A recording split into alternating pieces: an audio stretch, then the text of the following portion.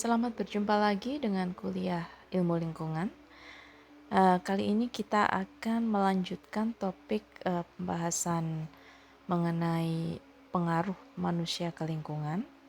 Dan yang kita bahas untuk video perkuliahan kali ini adalah pertumbuhan populasi manusia. Untuk pembahasan mengenai pertumbuhan populasi manusia, ini ada 4 topik utama yang akan kita bahas, kita diskusikan. Yang pertama adalah ledakan populasi manusia, kemudian permasalahan akibat ledakan populasi manusia. Selanjutnya yang ketiga adalah dinamika pertumbuhan populasi manusia, dan nantinya sedikit di bagian akhir kita bicarakan mengenai solusi untuk menurunkan laju pertumbuhan populasi manusia. Pertama, kita bicarakan dahulu mengenai ledakan populasi manusia.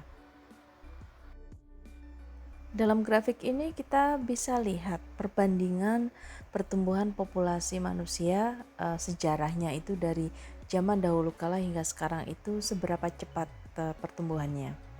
Ini kita bisa lihat bahwa untuk mencapai 1 miliar penduduk itu baru tercapai pada tahun 1803. Jadi sejak zaman pertama kali manusia muncul ada hingga tahun 1803 itu baru tercapai angka 1 miliar penduduk dunia. Dalam waktu 124 tahun kemudian, jumlah penduduk bumi meningkat 2 kali lipatnya menjadi 2 miliar. Jadi dalam waktu 124 tahun itu menjadi 2 kali lipatnya, yaitu 2 miliar. Tetapi untuk mencapai 3 miliar itu dari tahun 1927 tersebut hanya memerlukan waktu 33 tahun. Kemudian menjadi 4 miliar hanya butuh 15 tahun, menjadi 5 miliar hanya butuh 12 tahun, 6 miliar 12 tahun juga, dan 12 tahun, 12 tahun, 13 tahun, 14 tahun. Dan kalian bisa melihat ini setelah angka 7 miliar, jadi pada posisi kita saat ini, itu penduduk, kecepatan pertambahan penduduk itu semakin melambat. Masih cepat karena berarti dalam waktu 1 dekade lebih sedikit itu bertambah 1 miliar, tetapi sekarang sudah melambat waktunya dari 12, 13, 14, 18, dan diprediksikan untuk mencapai 11 miliar itu dibutuhkan waktu 32 tahun dari 2056-nya. Jadi kalau kita bisa lihat nanti dari tahun dimana kita sekarang, yaitu 8 miliar 2024. Jadi untuk mencapai 11 miliar itu membutuhkan waktu berapa ini? 14 tambah 18 tambah 32 tahun. Itu. Kalian bisa lihat dari grafik ini bahwa kecepatan peningkatan populasi manusia itu sudah mulai melambat lagi. Bentuknya kan cekung di sini, tetapi masih terlalu cepat untuk bisa didukung oleh apa yang dipunyai oleh bumi, sumber daya yang dimiliki oleh bumi. Nanti kita akan bicarakan lebih detailnya.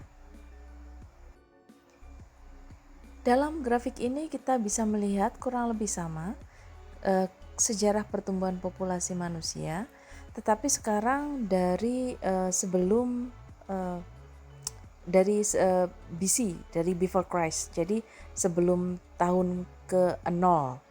Kita mulai dari sebelum 8000, dari tahun 8000 BC, kita bisa lihat revolusi industri di sana itu meningkatkan penduduk sedikit signifikan dari yang sebelumnya, yang paling kiri. Selanjutnya, sejalan dengan waktu, kalian bisa lihat bahwa manusia meningkat tetapi masih sedikit demi sedikit. Hingga kalian bisa lihat itu pada mulai setelah setelah abad jadi awal peradaban tanda kutip, sejak yang kita ketahui sejak zaman Masehi, itu mulai meningkat agak signifikan. Kemudian selanjutnya sejalan dengan waktu, dulu masih ada kasus Black Plague, Black Death itu menjadi penyakit pada masa abad pertengahan yang membunuh banyak sekali manusia. Jadi itu cekungan yang sebelah kanan itu adalah akibat dari Black Death itu, dari bubonic plague. Kemudian yang sebelah kanannya lagi kita bisa melihat ada garis di mana ledakan populasi manusia mulai terjadi. Dan itu adalah masa setelah revolusi industri di zaman modern. Kalian bisa lihat juga bahwa dalam waktu kurang dari berarti 200 tahun ya, kurang dari 100 tahun malah, kurang dari 100 tahun populasi manusia itu meningkat berkali-kali lipat lajunya, kecepatannya setelah terjadinya revolusi industri. Nah, signifikansi revolusi industri inilah nanti yang memperbaiki kondisi kesejahteraan manusia yang menyebabkan ke populasi manusia itu meningkat lebih cepat lagi karena kondisi kehidupannya lebih baik.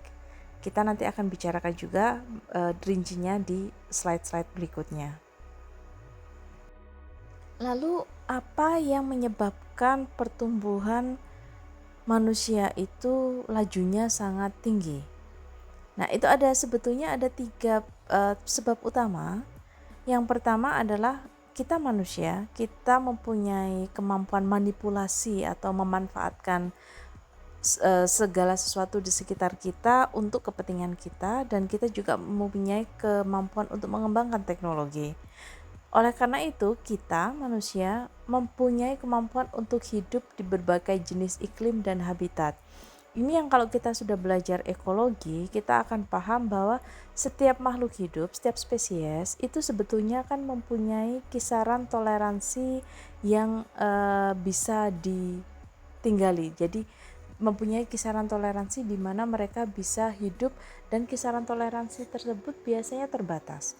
Kalau ada yang bisa tahan dingin, misalnya kayak beruang kutub, kalau beruang kutub dipindah ke Indonesia, ke daerah tropis misalnya, dia tidak akan bisa tahan karena terlalu hangat, terlalu panas.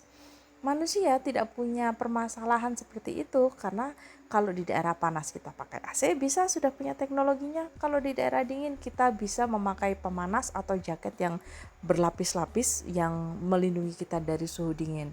Dan oleh karena itu kita laju pertumbuhan populasinya sangat cepat karena kita bisa mempertahankan diri dalam berbagai kondisi iklim dan berbagai kondisi habitat. Itu yang menyebabkan keuntungan bagi manusia secara ekologis. Yang kedua, pertanian modern. Manusia mempunyai teknologi pada masa sekarang di mana produksi pangan itu bisa dilakukan dengan efisien dan jumlah besar tanpa ada masalah.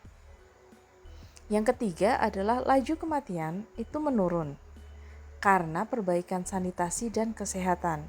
Nah, sebetulnya dari awal itu faktor yang ketiga inilah yang paling berpengaruh dalam mempengaruhi kecepatan pertumbuhan populasi manusia.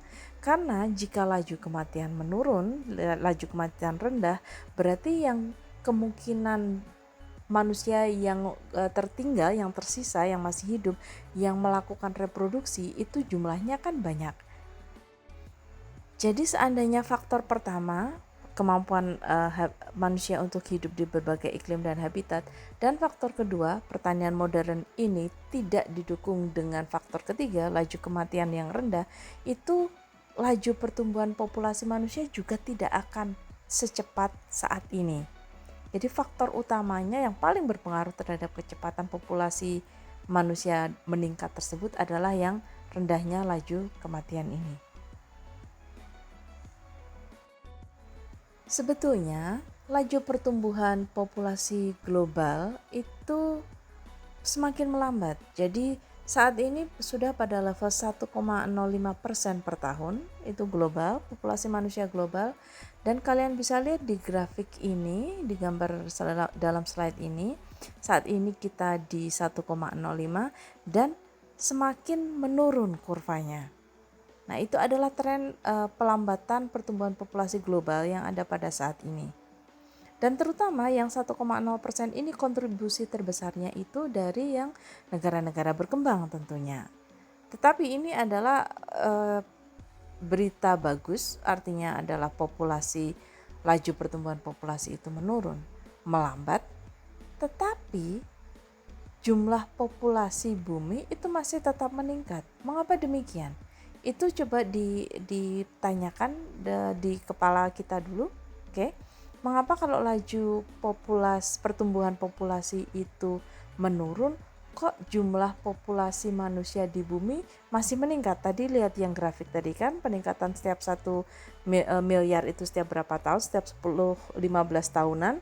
Nah, itu mengapa itu masih meningkat sementara laju pertumbuhan populasi menurun? Coba dipikirkan dulu sambil melihat slide-slide berikutnya.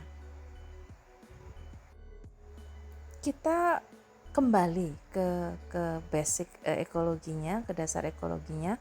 Faktor yang mempengaruhi laju pertumbuhan populasi, jadi yang menyebabkan populasi naik atau turun itu sebetulnya kan cuma 4 faktor ini. Kelahiran atau birth, B, death, kematian, D, imigrasi, masuknya orang dari luar ke dalam, jadi I, dan emigrasi penduduk lokal pindah keluar, E. Nah, jumlah penduduk di bumi ini di suatu tempat ini tergantung dari B ditambah kelahiran ditambah imigrasi dikurangi kematian ditambah emigrasi. Cuma itu saja sebetulnya rumusnya. Nah, yang kita bicarakan nanti adalah fokus di B dan D-nya, apa yang menyebabkan naik turunnya B dan D sehingga populasi di dunia ini mengalami ledakan. Dalam kondisi ideal, dalam kondisi yang semuanya tercukupi dan nyaman, populasi atau makhluk hidup itu kan secara ini merupakan dasar ekologinya, secara alami akan tumbuh terus-menerus, akan beranak pinak, akan bereproduksi sehingga pertumbuhannya eksponensial seperti kurva J. Nah, itu adalah dalam kondisi ideal dan dalam dalam merupakan insting alami makhluk hidup. Nah, itu pertumbuhan yang eksponensial itu akan terhenti apabila mencapai faktor pembatas yang nantinya akhirnya akan menyebabkan perlambatan pertumbuhan tersebut. Kalian belajar ini di ekologi populasi. Nah, yang membatasi pertumbuhan populasi tersebut itu adalah yang disebut sebagai nanti daya dukung lingkungan yang nanti dikontrol oleh beberapa faktor pembatas pertumbuhan populasi. Nah, apa yang dimaksud sebagai daya dukung lingkungan? Daya dukung lingkungan sendiri adalah jumlah maksimum individu organisme, jadi cacah individu organisme yang dapat didukung atau dihidupi atau disupport oleh suatu ekosistem.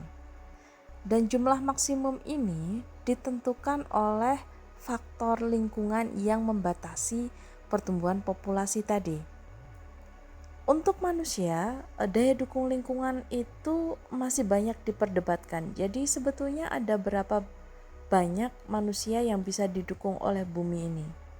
Mengapa demikian? Karena nantinya kalau sudah berkaitan dengan manusia, itu ada yang lebih spesifik yang disebut sebagai daya dukung lingkungan kultural, yaitu jumlah orang maksimum yang dapat hidup secara bebas dan nyaman dalam jangka waktu yang tak terbatas, artinya sangat lama, tanpa menurunkan kemampuan bumi untuk menghidupi generasi masa depan.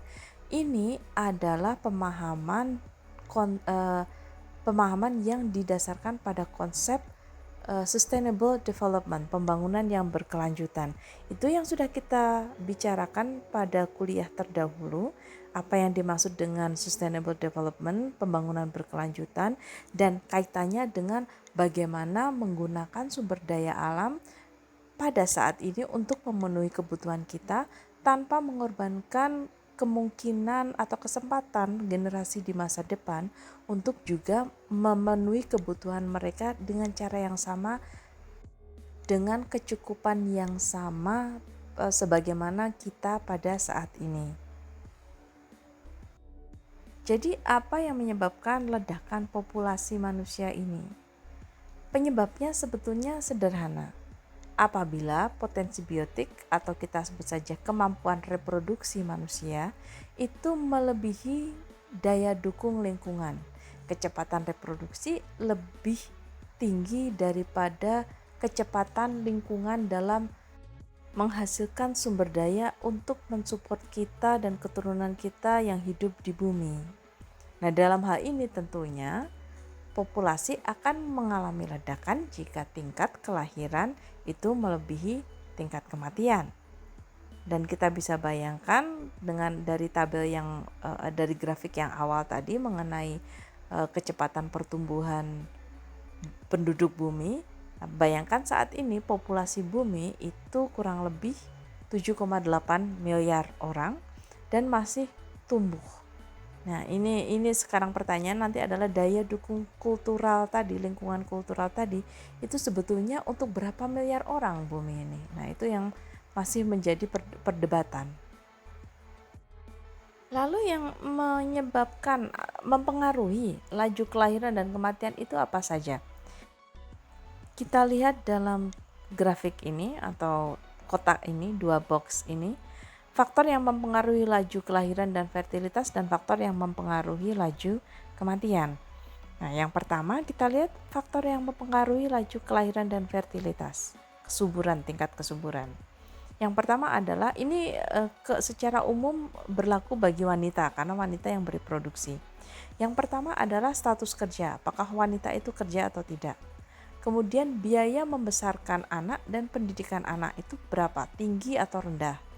Urbanisasi itu juga meningkatkan laju kelahiran. Kemudian kematian bayi. Jadi kalau tingkat kematian bayi, jadi infant mortality-nya itu tinggi, maka laju kelahiran walaupun tinggi tidak akan menambah jumlah populasi. Faktor berikutnya adalah pendidikan bagi perempuan.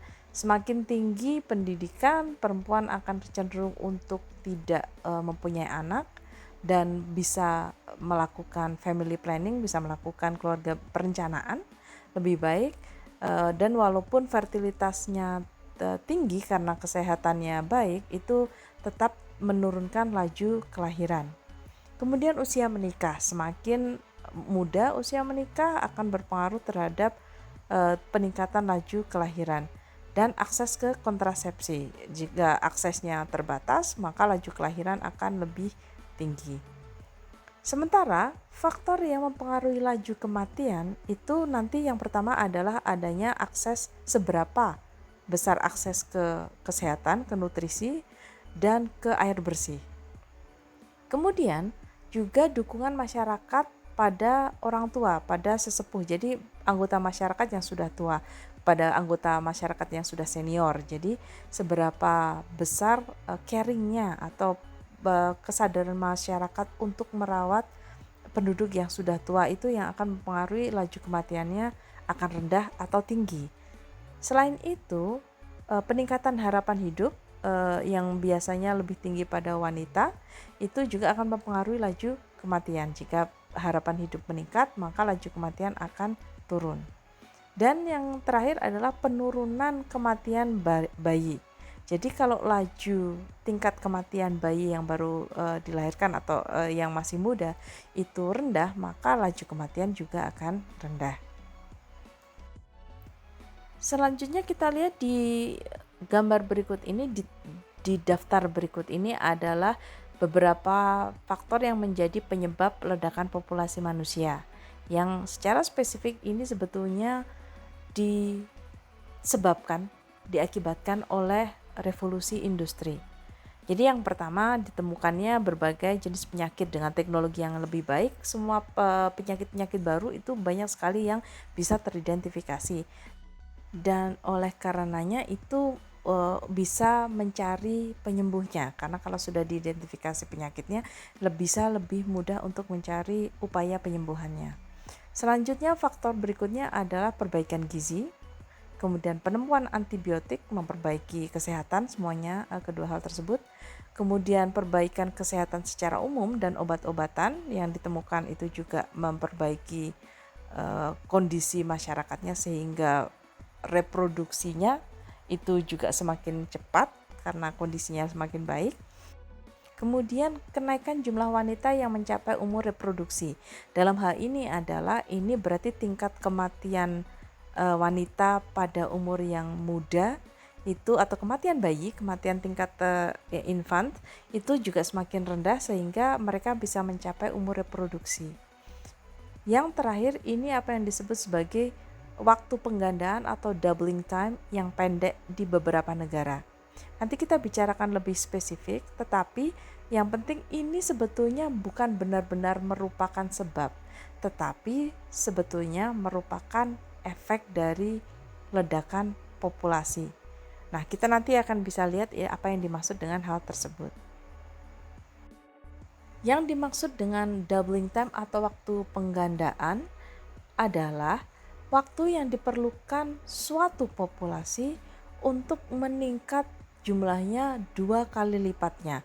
Artinya waktu yang diperlukan misalnya Indonesia itu dari punya masyarakat jumlahnya 260 juta menjadi 520 juta. Nah, itu adalah doubling time, waktu penggandaan. Berapa lama waktu yang diperlukan untuk menggandakan jumlah populasi tersebut?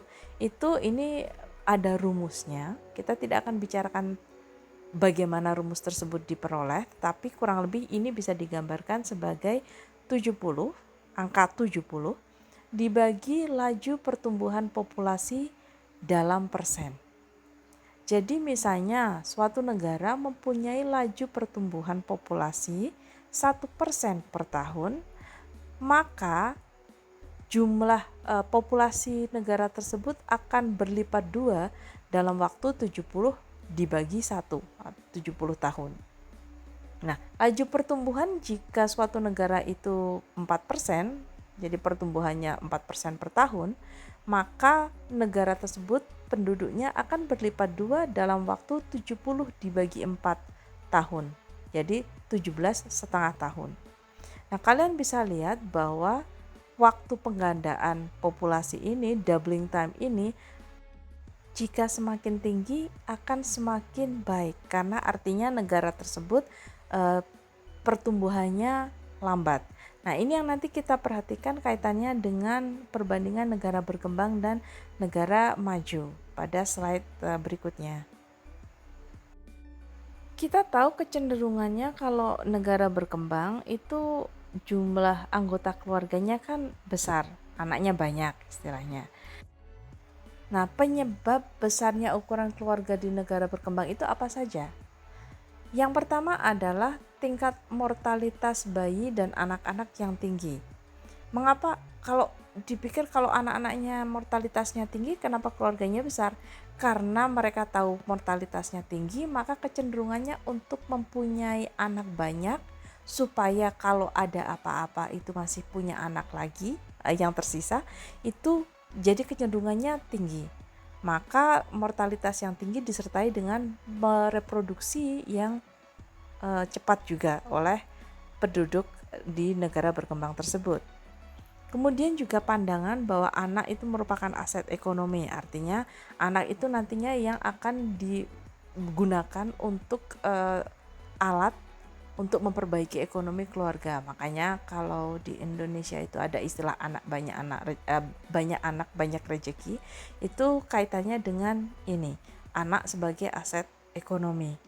Dalam hal ini nantinya banyak di daerah rural ya, daerah pedesaan di mana anak itu dimanfaatkan sebagai tenaga kerja untuk membantu keluarga dalam mendapatkan kebutuhan sehari-hari, dan itu merupakan hal yang wajar di negara berkembang secara umum.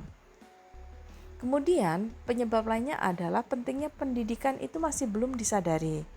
Ini juga karena keterbatasan pembangunan, jadi keterbatasan perekonomian yang menyebabkan fokus mereka lebih ke bagaimana mencukupi kebutuhan sehari-hari, dan pendidikan itu merupakan sesuatu yang mewah untuk mereka.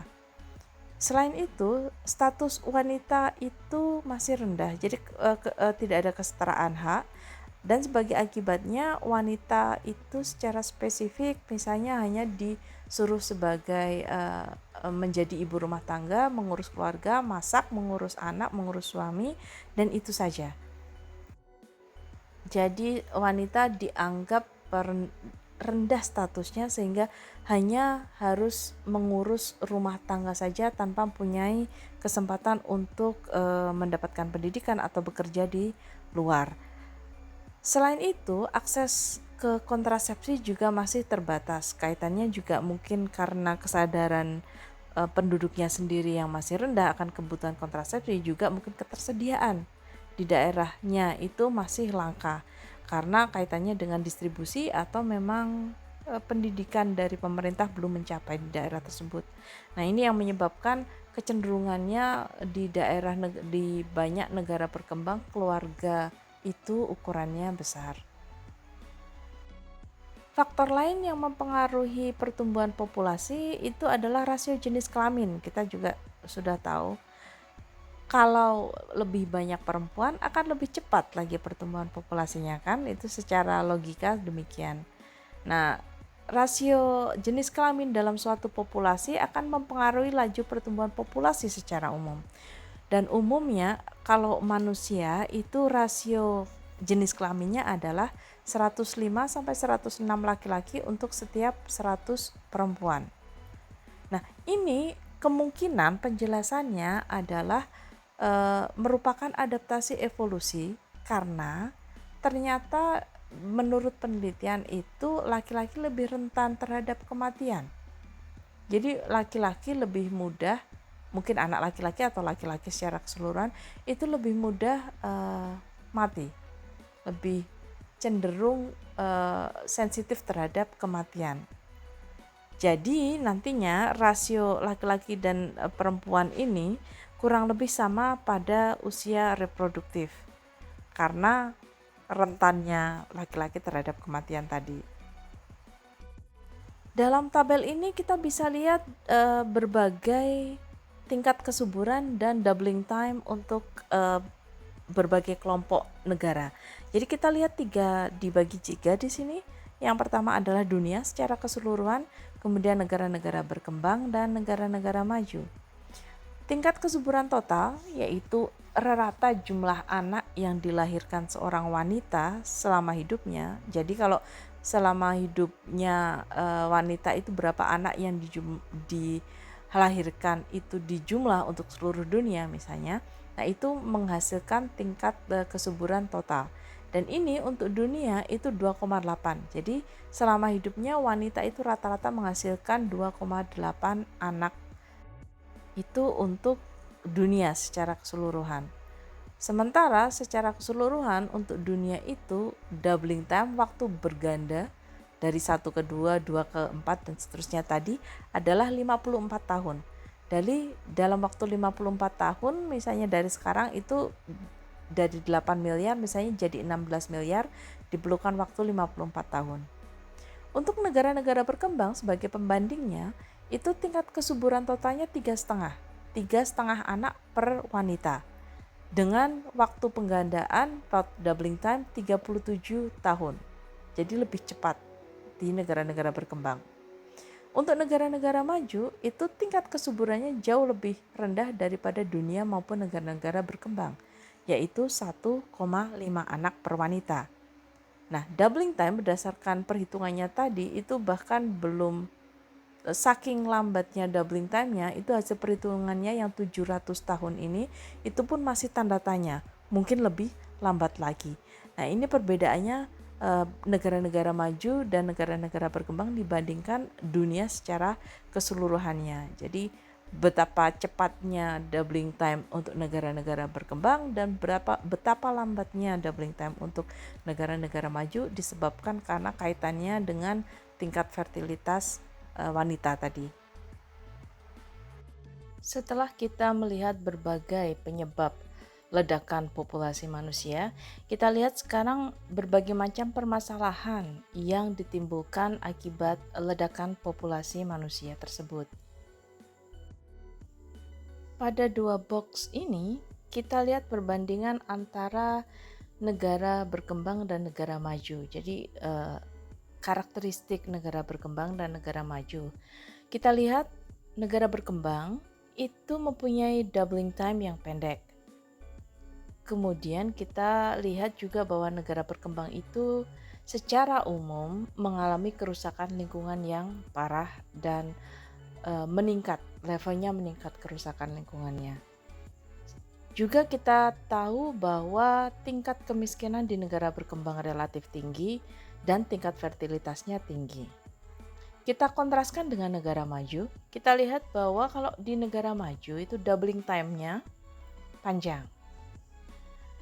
Kemudian penduduknya itu mempunyai gaya hidup yang konsumtif.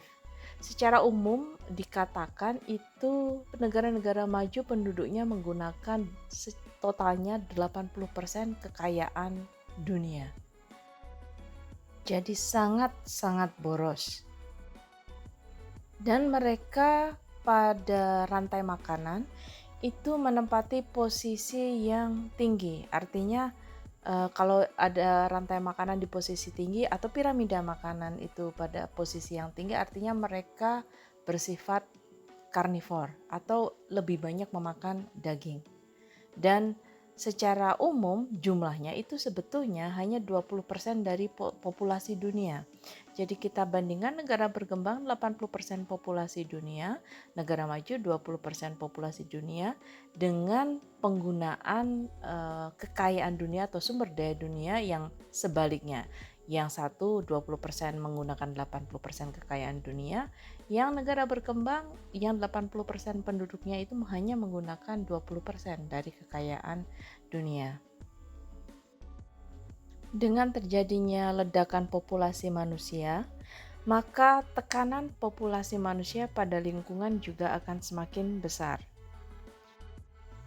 Tekanan populasi manusia pada lingkungannya itu bisa digolongkan menjadi 3 komponen atau 3 faktor. Yang pertama adalah tekanan akibat dari ukuran populasi manusia. Kemudian yang kedua adalah tekanan akibat kemakmuran manusia atau affluence yang kita sebut istilahnya.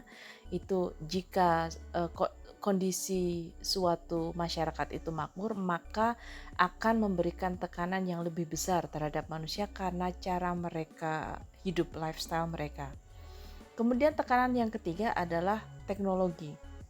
Jadi manusia memberikan tekanan kepada lingkungan bukan hanya dari jumlah, bukan hanya dari gaya hidup, tetapi juga dari teknologi yang mereka kembangkan. Secara umum, kondisi lingkungan negara-negara kaya dengan kepadatan yang tinggi itu lebih baik dari negara-negara yang miskin dengan kepadatan yang tinggi. Mengapa demikian? Nanti kita lihat satu demi satu di slide-slide berikutnya. Pengukuran dampak tekanan populasi manusia pada lingkungan itu ada persamaannya. Jadi ada rumusnya yang berupa sebutannya adalah IPAT atau IPAT, yaitu impact sama dengan populasi kali kemakmuran kali teknologi. Itu tadi yang ketiga faktor yang menyebabkan tekanan populasi manusia pada lingkungannya tadi itu jika dijadikan formula atau persamaan itu bentuknya seperti ini, IPAT. Impact sama dengan population kali affluence kali teknologi.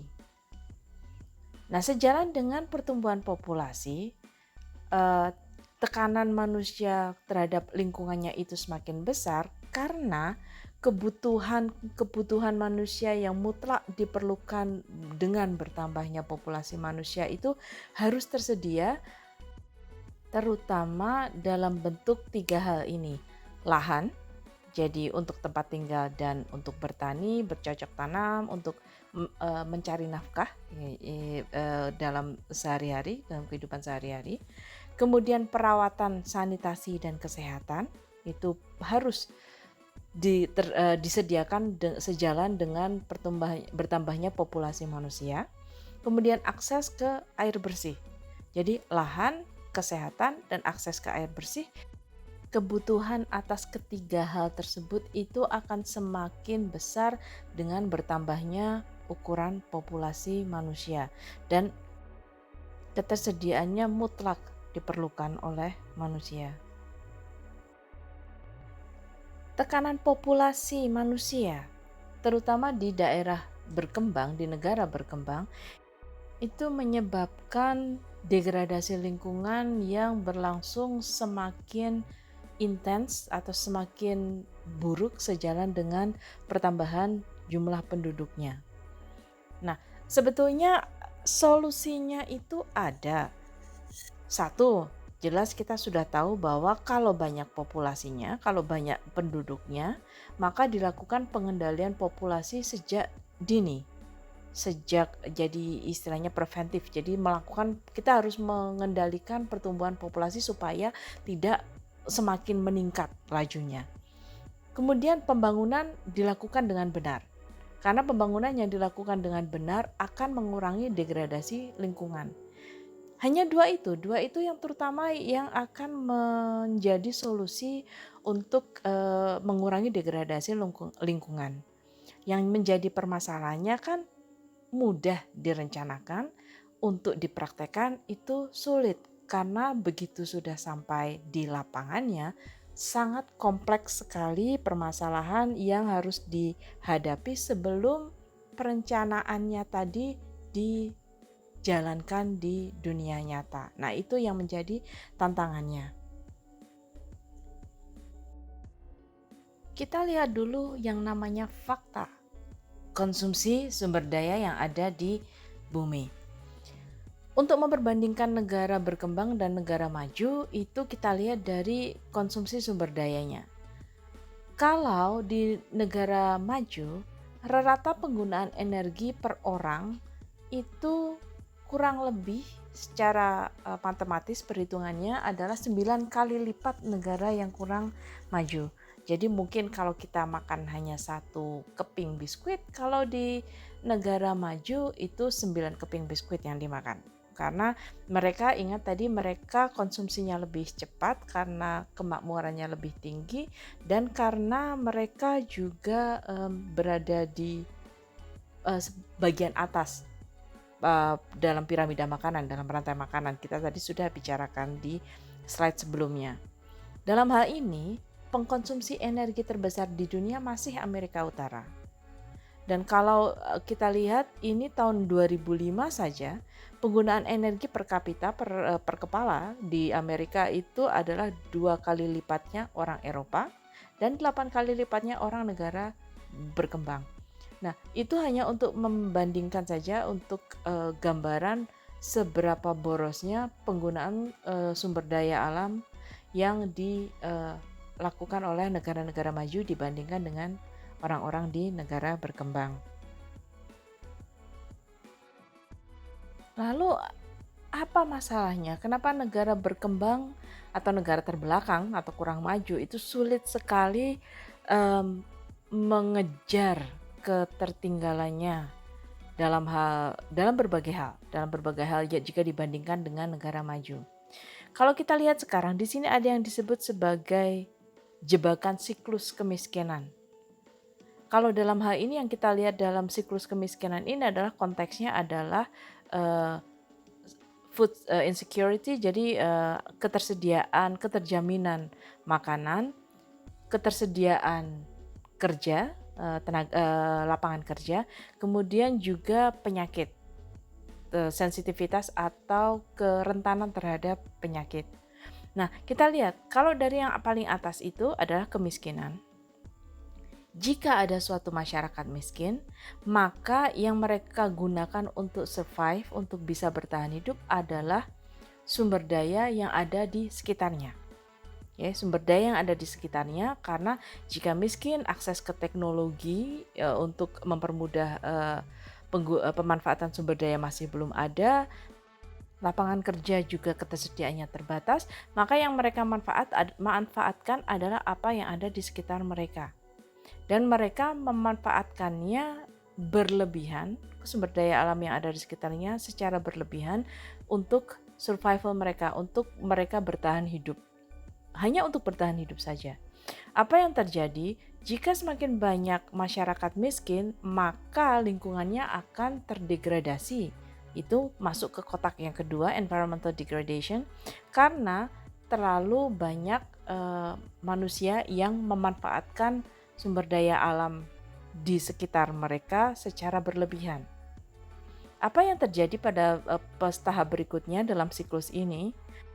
Dalam kondisi lingkungan yang terdegradasi, semakin sulit mendapatkan sumber daya alam dari lingkungan di sekitarnya yang karena sudah habis ya, mereka habiskan, sudah mengalami depresi sumber daya alam, maka mereka memerlukan lebih banyak lagi tenaga atau dalam hal ini tangan-tangan kecil yang yang akan membantu mereka untuk mendapatkan sumber daya di lingkungan yang kondisi sumber dayanya sudah sangat habis-habisan dan kondisi lingkungannya sangat terdegradasi.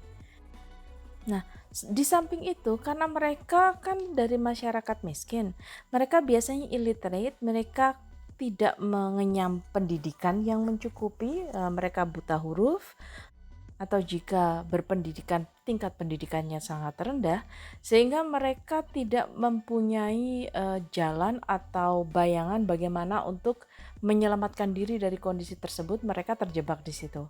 Dan selain itu, dalam kondisi tersebut mereka membutuhkan tenaga yang lebih besar lagi, juga masih ditambah dengan fakta bahwa mereka tidak punya akses ke alat kontrasepsi atau alat kontrasepsi merupakan barang yang mewah bagi mereka. Sebagai akibatnya, siklus berikutnya adalah tingkat fertilitas yang tinggi. Karena faktor tersebut kebutuhan akan tenaga kerja untuk membantu mereka bertahan hidup dan kurangnya akses ke kontrasepsi, maka penduduk yang dalam kondisi miskin, masyarakat miskin akan bereproduksi dengan lebih cepat. Sebagai akibatnya, keluarganya menjadi besar. Jika keluarganya besar, maka mereka membutuhkan sumber daya untuk kehidupan mereka sehari-hari untuk bertahan hidup yang lebih besar lagi, dan sebagai akibatnya sumber daya alam di sekitarnya juga akan semakin menurun, baik kuantitas maupun kualitasnya. Sebagai akibatnya, mereka akan bertambah miskin. Sebagai akibatnya, mereka harus menggunakan sumber daya alam di sekitarnya sebagai alat untuk survive. Dan seterusnya, siklus ini akan menjadi perangkap bagi masyarakat miskin karena mereka tidak punya jalan untuk keluar dari siklus ini. Tentunya solusinya adalah memotong rantai dalam siklus ini. Yang menjadi pertanyaannya adalah rantai mana yang dipotong dan mana yang paling efektif untuk memotong siklus kemiskinan ini. Itu kan pertanyaannya demikian. Sekarang kita bandingkan konsekuensinya. Jadi tekanan populasi manusia ke lingkungan itu konsekuensinya kita bisa lihat dari dua sisi, yaitu berupa tekanan akibat ledakan populasi manusia dan tekanan akibat kemakmuran. Nah, yang pertama kita lihat dulu adalah efek ledakan populasi di negara-negara berkembang, dan nanti yang kedua kita lihat yang efek kemakmuran di negara-negara maju. Dalam grafik ini, dalam diagram ini, kita bisa lihat konsekuensi ledakan populasi untuk yang terjadi di negara berkembang. Ini adalah gambaran skematis apa yang sebetulnya terjadi, jadi sebab akibatnya. Mulai dari yang lingkaran yang di tengah, ya ledakan populasi yang terjadi saat penduduk mengalami ledakan, jumlahnya bertambah banyak. Yang terjadi pertama kali pada awalnya adalah saat dulu jumlah farmland atau lahan yang menghidupi sejumlah tertentu penduduk yang ada pada saat tertentu itu sekarang sudah tidak mencukupi lagi untuk mendukung kehidupan keluarga yang tinggal di atasnya. Nah, karena penduduknya semakin besar, lahan yang dulunya mencukupi untuk satu keluarga itu sekarang jadi tidak mencukupi lagi karena keluarganya terlalu besar. Nah, mulai dari sinilah itu panah-panah itu mulai bergerak ke berbagai arah, dan yang bisa kita lihat di sini adalah pertama memerlukan lahan yang lebih luas, akhirnya terjadi deforestasi, pengeringan lahan basah, selanjutnya arah panahnya ke atas dan ke bawah, kita bisa lihat nanti terjadi siltasi sungai, banjir, kemudian ada kepunahan wildlife atau hidupan liar, biodiversitas hilang, kemudian pada efek yang lebih tinggi lagi perubahan iklim global dan seterusnya.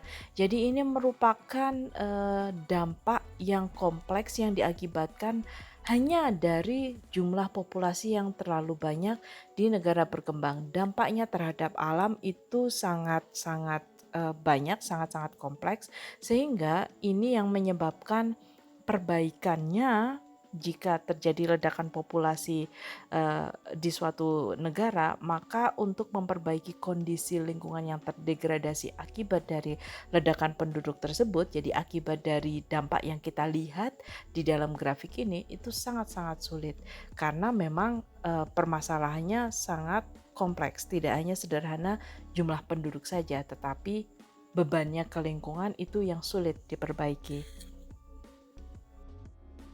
Sekarang kita lihat yang efek di negara maju, yaitu kalau dalam hal ini yang di negara maju yang terjadi adalah efek kemakmurannya, efek gaya hidup orang-orang yang berkelebihan. Ini yang kita lihat nanti seperti apa. Karena kita lihat tadi bahwa efek kemakmuran atau keborosan penggunaan sumber daya itu ternyata paling besar di daerah Amerika Utara. Kita lihat sekarang Amerika, US sebagai contohnya, contoh kasusnya. Nah, ini dari kasus yang di US, yang dari penelitian yang di US yang bisa disimpulkan adalah bahwa penduduk di US itu mengkonsumsi sebagian besar dari 11 dari 20 komoditas utama di dunia. Jadi beberapa di antara termasuk minyak mentah, minyak bumi mentah, kopi, gas alam, emas, jagung, gandum, kapas, cotton ya, gula dan sebagainya, itu 11 dari 20 tersebut yang utama, komoditas utama dunia itu yang menghabiskan adalah US. Selain itu, penduduk di Amerika sendiri itu mengkonsumsi lebih dari 3 kali rata konsumsi daging global. Jadi kalau rata global itu makan sekilo seminggu, mereka makan 3 kilo seminggu. Nah, mereka juga terdepan dalam konsumsi kertas. Jadi penggunaan kertas itu yang paling tinggi di US. Tetapi kondisi lingkungan sama seperti di negara-negara maju yang lain, sebetulnya kondisi lingkungannya itu membaik dengan meningkatnya kemakmuran. Jadi lingkungan kondisinya lebih nyaman sekarang dengan meningkatnya kemakmuran suatu negara, termasuk dalam hal ini di US. Nah, tetapi dalam hal ini ada tetapinya. Kondisi lingkungan yang semakin bagus tersebut itu terjadi di lokalan mereka, di region mereka, di wilayah mereka. Karena dengan kekayaan mereka, dengan kemakmuran mereka, dengan kemampuan mereka secara ekonomi, itu memungkinkan mereka untuk membersihkan lingkungan sekitarnya dengan menjaga kebersihan lingkungan di sekitarnya, dengan mentransfer limbah ke lokasi yang lebih jauh. Jadi mereka membayar supaya sampah mereka itu dibuang ke tempat yang jauh dari tempat mereka tinggal. Jadi ini yang menjadi permasalahannya. Misalnya kemarin Indonesia diketahui menerima sampah, dalam tanda kutip menerima, karena berarti ada yang menerima, berarti ada yang mendapatkan keuntungan finansial dari menerima sampah tersebut dari negara-negara maju. Saya kurang tahu dari negara maju bagian mana, tetapi yang jelas itu yang terjadi. Kemakmuran itu memungkinkan negara yang kaya untuk membuang limbah mereka ke negara yang kurang kaya. Dan yang menjadi permasalahan adalah negara-negara yang makmur tersebut, orang-orang kaya di negara makmur tersebut tidak menyadari tekanan lingkungan akibat gaya konsumtif mereka. Jadi mereka mempunyai gaya hidup konsumtif, tetapi mereka tidak menyadari bahwa mereka itu memberikan beban terhadap lingkungannya dengan gaya hidup mereka yang konsumtif tersebut, karena mereka mempunyai privilege, mempunyai kemampuan, mempunyai kesempatan untuk menghilangkan permasalahan mereka dan mentransfer permasalahan mereka ke tempat yang jauh. Nah, ini yang menjadi permasalahan kaitannya dengan kemakmuran. Semakin tinggi tingkat kemakmuran, semakin bagus kondisi lingkungannya, tetapi mereka memindahkan permasalahan lingkungan mereka tersebut ke negara yang lain. Tadi kita sudah membahas mengenai penyebab ledakan populasi dan permasalahan akibat ledakan populasi. Kita lihat sekarang adalah populasinya itu sendiri. Jadi kita melihat bagaimana populasi tumbuh, berkembang, mengalami ledakan atau mengalami penurunan, dan bagaimana kondisi populasi bumi saat ini itu di bagian ini, yaitu dinamika pertumbuhan populasi. Di sini kita akan melihat 4 hal. Secara singkat saja nanti adalah profil populasi, kemudian populasi di masa depan, prediksinya dan kondisi populasi di masa depan, kemudian momentum populasi dan transisi demografis. Yang pertama kita lihat profil populasi terlebih dahulu. Profil populasi dapat dilihat dari piramida populasi. Jadi kita sudah sering melihat piramida populasi, yaitu grafik yang menggambarkan pertumbuhan populasi suatu negara berdasarkan kelompok umur dan jenis kelaminnya. Piramida populasi itu biasanya nanti kita akan lihat ditata atau dikategorikan dalam berbagai kategori umur. Yang pertama adalah secara umum itu pra-reproduktif, itu 0 sampai 14 tahun. Kemudian masa reproduktif, umur reproduktif adalah 15 sampai 44 tahun, dan pasca reproduktif di atas 44 tahun. Berdasarkan bentuknya, piramida populasi itu bisa dibedakan menjadi 4 kelompok besar. Bisa dipecah lagi lebih kecil, tapi kita lihat 4 kelompok besar yang paling mudah untuk mengidentifikasi kondisi populasi suatu negara. Yang paling kiri, yang pertama adalah piramida populasi untuk indikasi pertumbuhan populasi yang cepat. Jadi bentuknya piramidanya adalah dasarnya sangat lebar dan mengerucut ke atasnya. Ini menunjukkan bahwa negara tersebut sedang mengalami ledakan penduduk. Yang kedua adalah pertumbuhan lambat, yaitu piramida pertumbuhan lambat.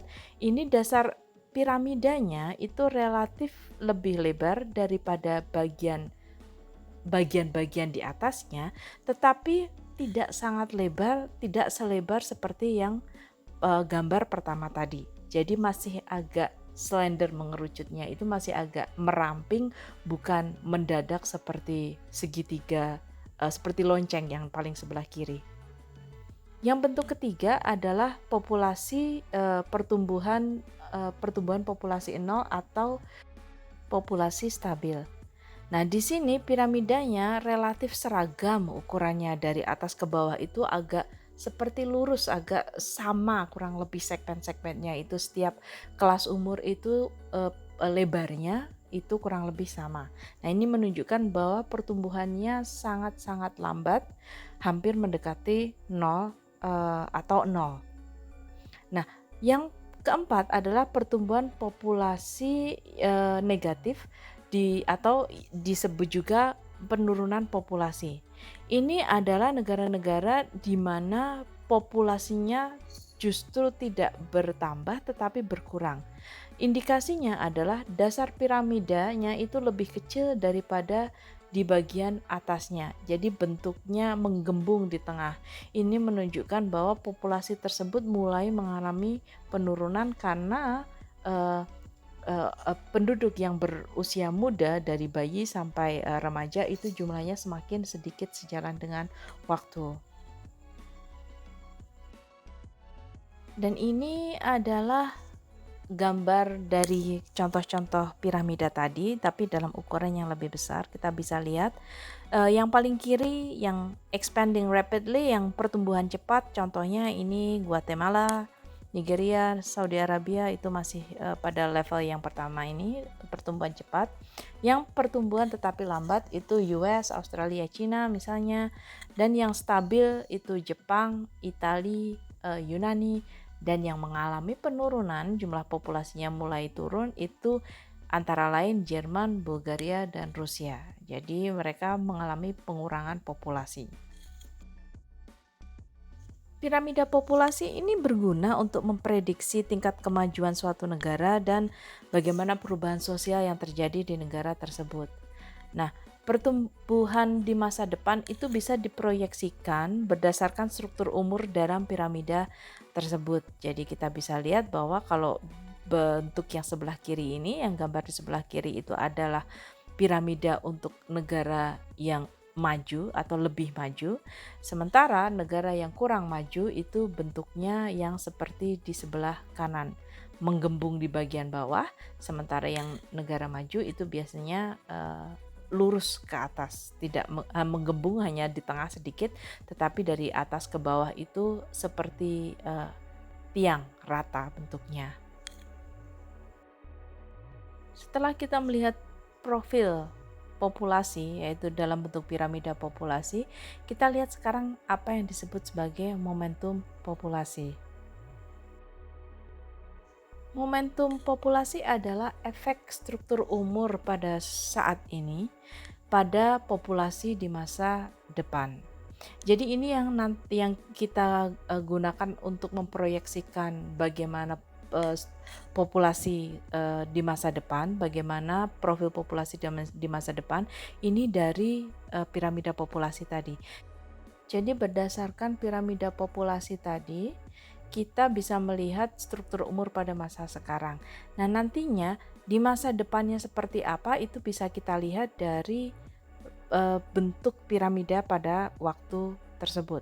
Nah, untuk negara-negara berkembang itu sifatnya positif, momentum populasinya itu positif karena kelahirannya kan lebih tinggi daripada kematian dan tingkat fertilitasnya tinggi. Sehingga nanti di masa yang akan datang itu populasi akan terus bisa diduga populasi akan terus bertambah di negara-negara berkembang karena dari berdasarkan struktur umur pada masa sekarang. Sementara untuk negara-negara maju ini sifatnya mendekati negatif karena kelahiran itu lebih rendah daripada kematian dan kita sudah lihat di slide yang sebelumnya yang agak di awal tadi bahwa tingkat fertilitasnya itu rendah, semakin menurunkan trennya di masa sekarang terutama di negara-negara maju. Maka dari momentum populasi ini di kedua tipe negara ini, maka nantinya di dunia ini populasi akan tetap meningkat walaupun laju pertumbuhannya menurun. Ini yang tadi kita bicarakan pada awal perkuliahan mengenai mengapa laju pertumbuhan global itu turun tetapi populasi tetap meningkat. Ini karena efek struktur umur pada masa sekarang ke masa yang akan datang. Tren penurunan laju fertilitas itu bisa kita lihat di tabel ini.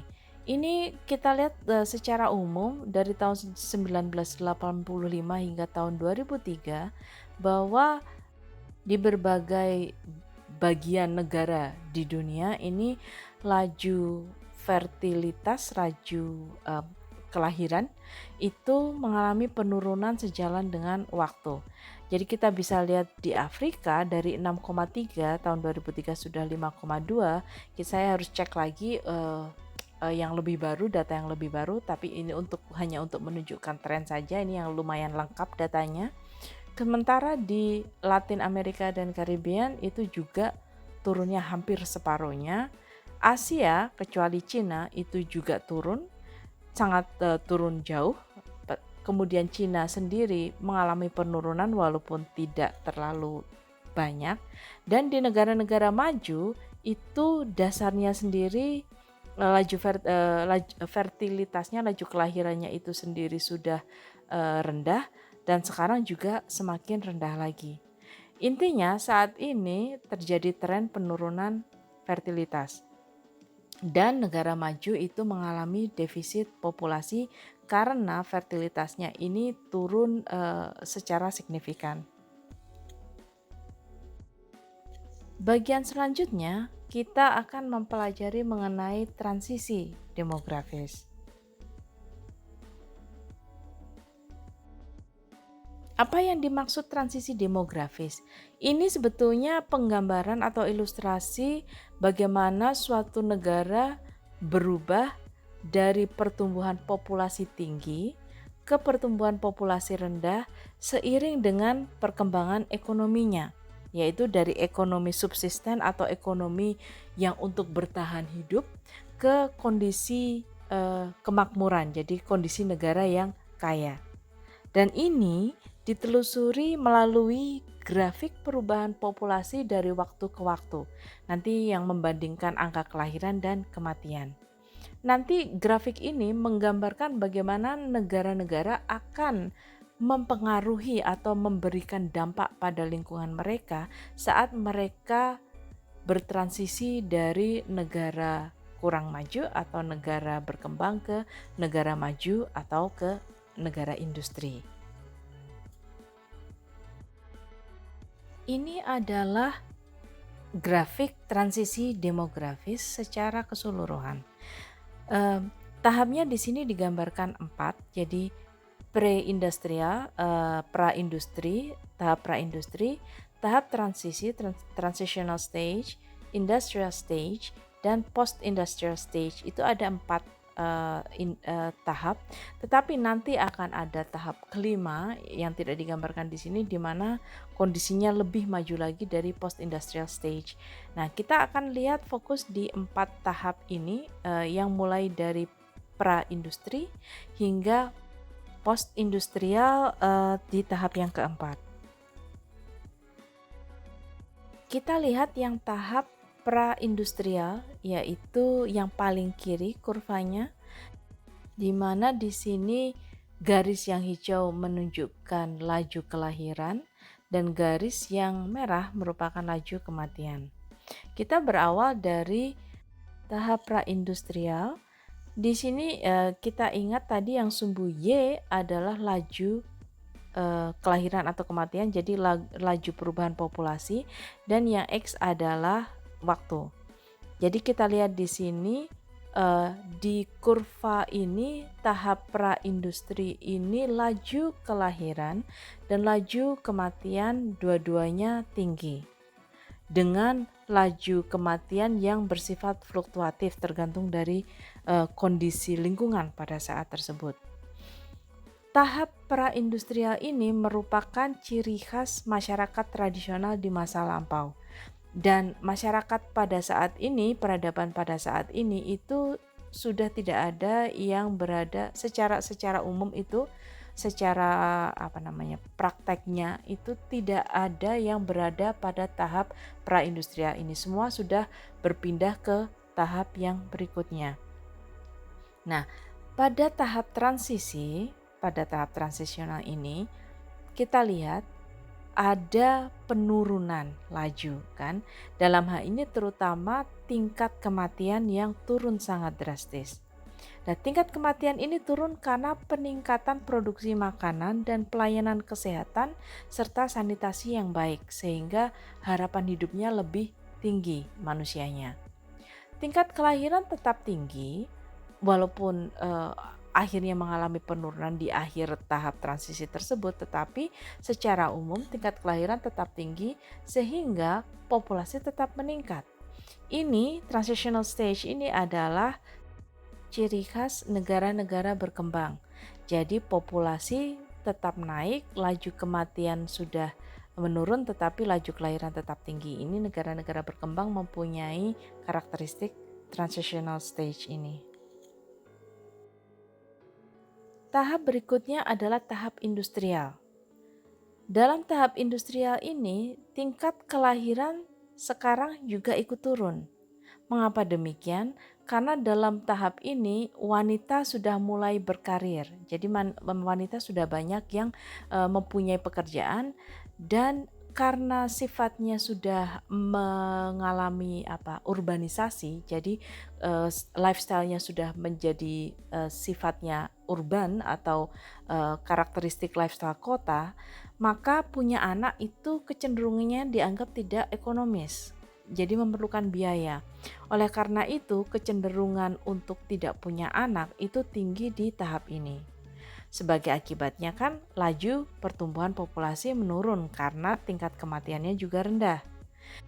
Ini adalah ciri khas negara cukup maju atau sebutannya moderately developed countries. Ini menjadi tipikal karakteristik negara yang cukup maju. Tahap selanjutnya adalah tahap post-industrial atau pasca industrial.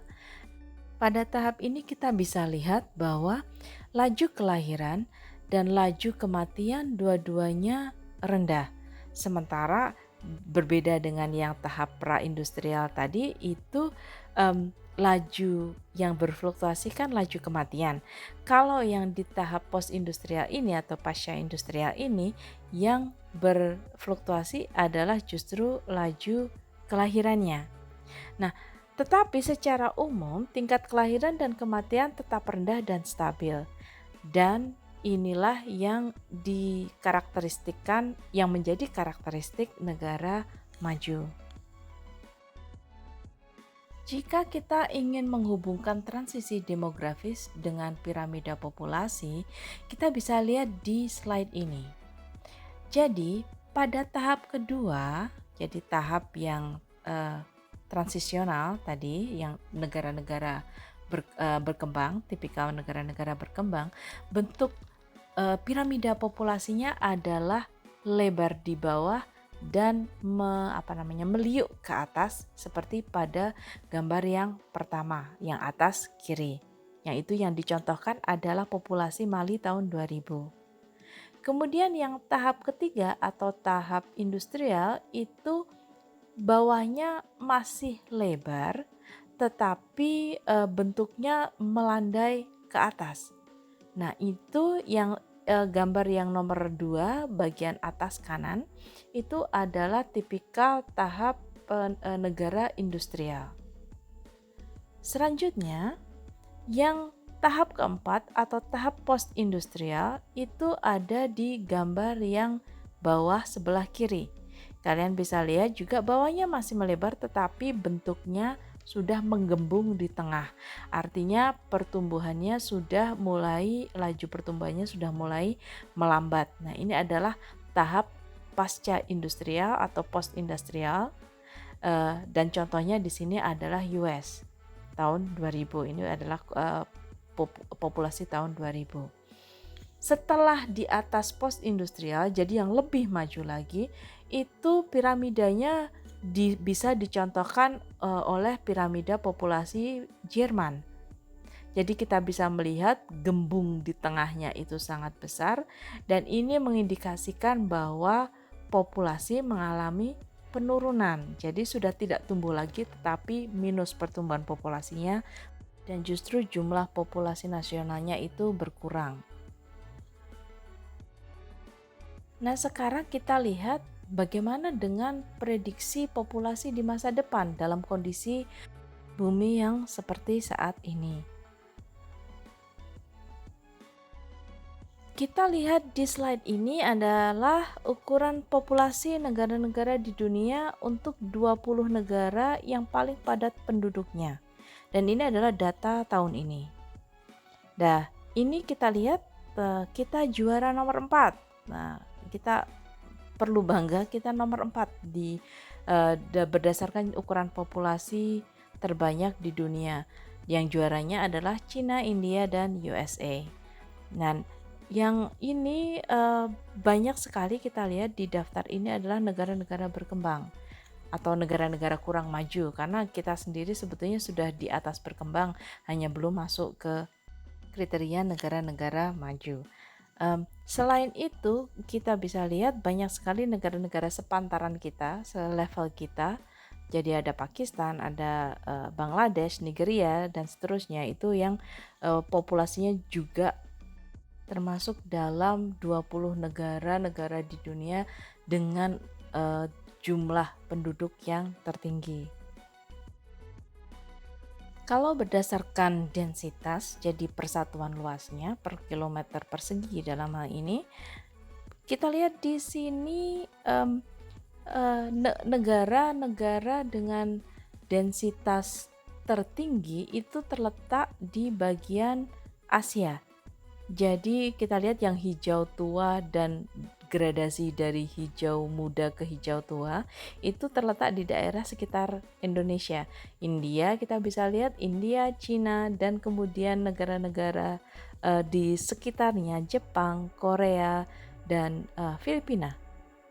Ya, itu yang mempunyai densitas yang sangat tinggi. Sementara kita lihat di bagian utara, di Amerika Utara misalnya, itu yang sudah hijau sangat muda mendekati kuning karena populasinya ukurannya sangat rendah.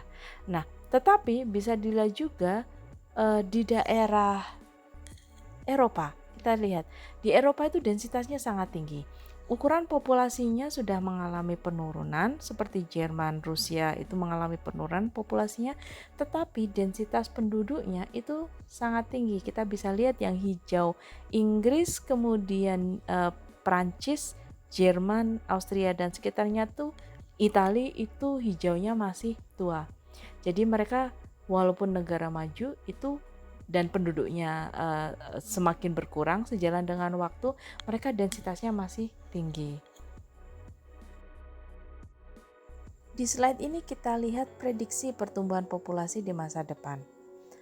Garis yang ungu itu adalah laju pertumbuhan tahunan populasi dunia, dan kita bisa lihat itu mulai tahun 1700 kita melihatnya di sini itu meningkat dari 1700 sampai 1900 itu landai dan kemudian meningkat pesat, ingat revolusi industri, dan meningkat pesat hingga pada tahun 1950-an mengalami penurunan sejalan dengan waktu hingga saat ini. Jadi secara gradual itu mengalami penurunan laju pertumbuhan populasi setelah melewati puncak pada tahun 1950-an. Nah, dengan garis yang hijau, dengan kurva yang hijau, kita bisa lihat yang hijau tua adalah pertumbuhan populasi, ukuran populasi dunia yang tercatat hingga saat ini dengan batas garis 2019. Nah, yang hijau muda itu adalah prediksinya hingga tahun 2100.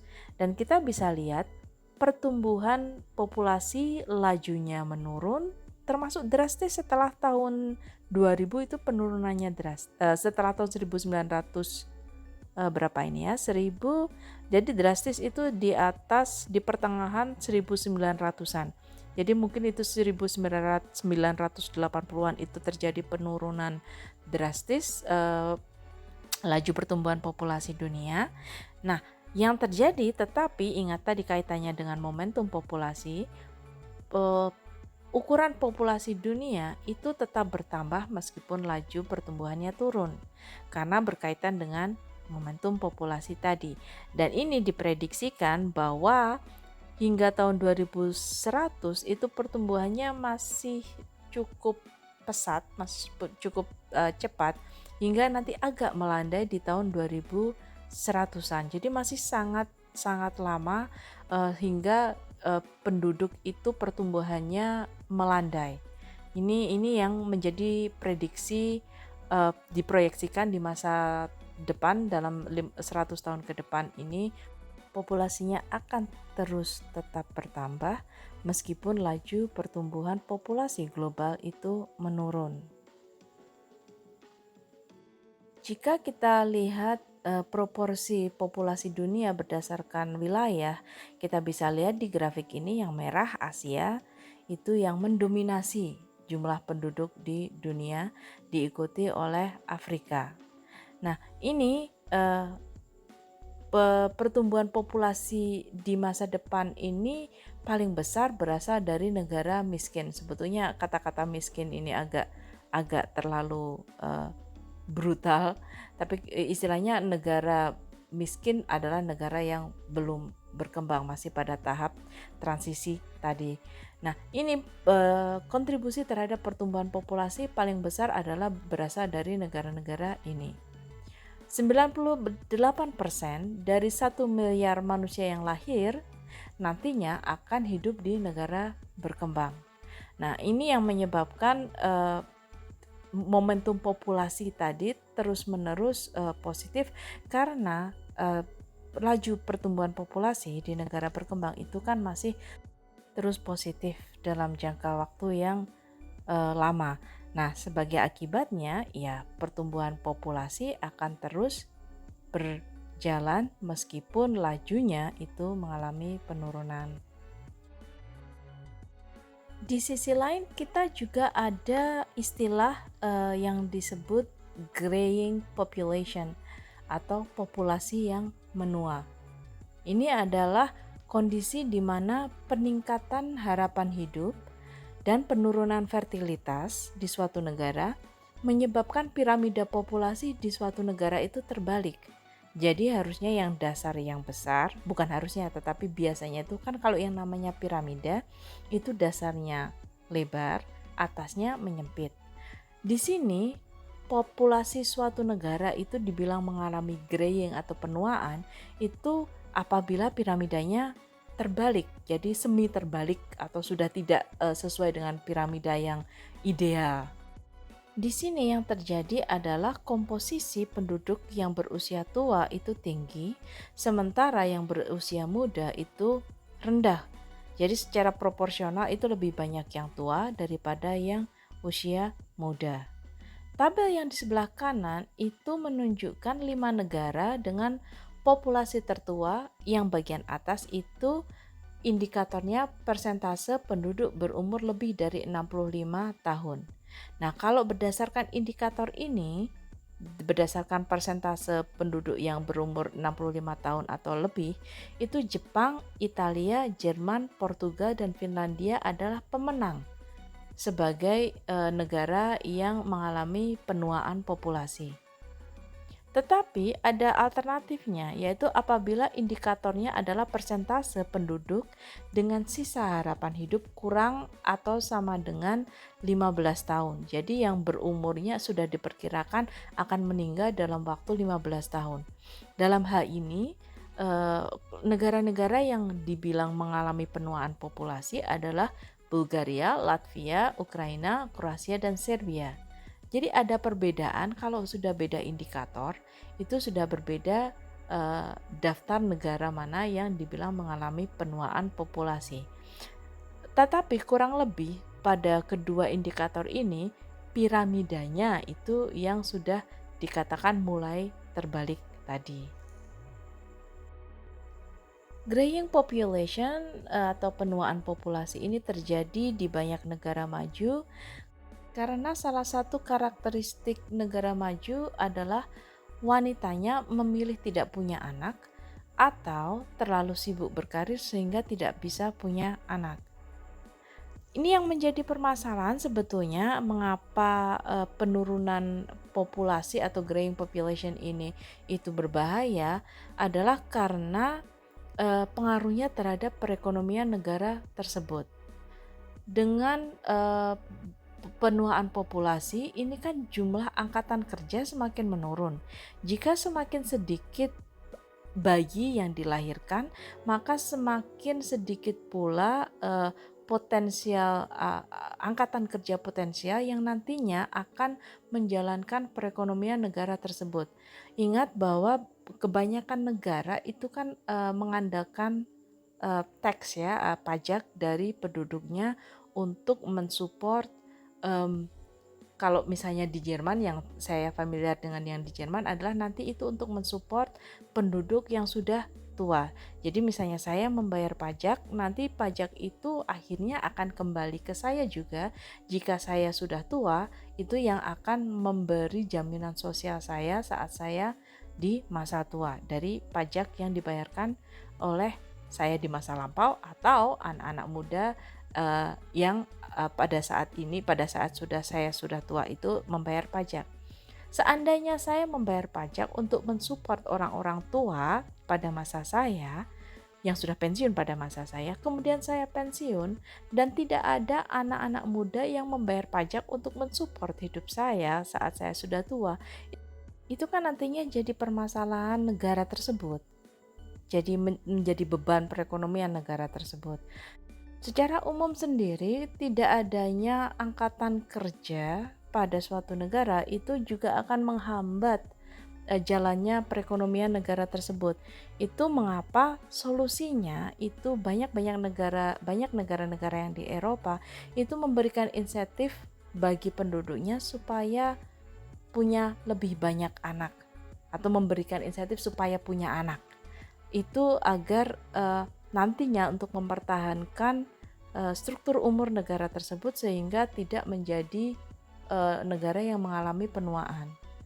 Ada alternatifnya juga sebetulnya, yaitu diimbangi dengan masuknya imigran. Dengan membiarkan imigran dari negara lain itu masuk ke negaranya, itu akan memberikan suntikan populasi bagi negara yang mengalami penuaan tersebut. Yang menjadi permasalahan adalah tentunya itu resistensi dari penduduk asli negara tersebut, dan itu tidak relevan dalam topik yang kita bicarakan ini. Tapi itu merupakan salah satu solusinya dengan membiarkan menerima imigran untuk masuk dan tinggal di negara tersebut. Kini kita masuk ke bagian akhir, yaitu solusi untuk menurunkan pertumbuhan populasi. Kita tidak akan membicarakan detail mengenai solusi untuk menurunkan pertumbuhan populasi, tetapi secara umum idenya itu ada 3 yang utama. Yang pertama adalah perbaikan ekonomi melalui pengurangan kemiskinan dan peningkatan pendidikan bagi penduduk. Itu nantinya akan memutus rantai atau siklus kemiskinan yang tadi kita bicarakan sehingga perekonomian negara tersebut akan membaik. Solusi simple lainnya adalah pelaksanaan keluarga berencana atau family planning.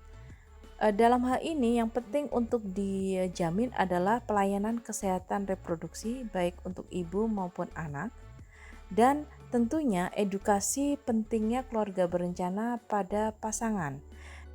Hal ini dimaksudkan supaya setiap pasangan yang akan berkeluarga itu bisa mempersiapkan dengan matang kapan punya anak, berapa anak yang sebaiknya dipunyai dalam upaya memaksimalkan kesejahteraan keluarganya. Selanjutnya yang penting untuk dilakukan adalah pemberdayaan perempuan. Ini untuk memberikan kesempatan kepada mereka untuk memajukan diri melalui pendidikan dan pelatihan. Jadi tidak hanya pendidikan tapi juga pelatihan untuk skill untuk bekerja, menyediakan lapangan kerja bagi mereka, dan juga penyetaraan hak sehingga mereka mempunyai kesempatan untuk berkembang dan tidak hanya terjebak dalam siklus kemiskinan tadi sebagai orang yang berfungsi untuk menghasilkan tangan-tangan kecil untuk melanjutkan kehidupan. Nah, ini yang penting di sini adalah 3 hal ini sebagai solusi untuk mengurangi ledakan populasi. Sebagai penutup, kita harus melihat gambaran secara keseluruhan dari apa yang kita bicarakan dalam kuliah hari ini. Untuk diperhatikan, jumlah populasi manusia itu mungkin terlalu banyak untuk menjalankan skenario keberlanjutan atau sustainability yang efektif. Jadi kita pada kuliah terdahulu sudah membicarakan mengenai Sustainable Development, dan itu merupakan ide yang baik, tetapi saat dieksekusi, kita tadi juga sudah bicarakan, kita sudah tahu dasar permasalahan, kita tahu solusinya, tetapi eksekusinya itu merupakan hal yang lebih kompleks lagi. Dan dengan jumlah manusia yang ada saat ini, skenario sustainability yang efektif ini kita harus pahami bahwa itu sulit diimplementasikan. Selain itu juga perlu untuk diperhatikan bahwa meskipun negara maju menggunakan banyak sumber daya, mereka menggunakan sumber daya dengan boros, tetapi mereka tidak merusak lingkungan secara berlebihan, kecuali dalam hal emisi karbon dioksida. Namun juga sebaliknya, negara berkembang meskipun lebih merusak lingkungan, tetapi mereka menggunakan sumber daya lebih sedikit. Jadi dalam hal ini mengapa skenario untuk perbaikan lingkungan ini sulit untuk diimplementasikan, karena memang kenyataannya perbedaan status perekonomian dari negara-negara di dunia ini menyebabkan masih banyaknya konflik dalam kerjasama untuk perbaikan kondisi lingkungan global. Nah, ini yang menjadi PR, pekerjaan rumah bagi semua negara-negara di dunia, karena bagaimanapun solusi untuk permasalahan akibat ledakan populasi manusia ini, kuncinya adalah di kerjasama dari seluruh negara-negara di dunia, karena dampak dari ledakan populasi manusia ini bersifat global. Demikian kuliah mengenai ledakan populasi manusia melalui video kali ini. Kita akan lanjutkan dengan topik berikutnya pada kuliah yang lain. Terima kasih atas perhatiannya. Kita jumpa lagi di kuliah berikutnya.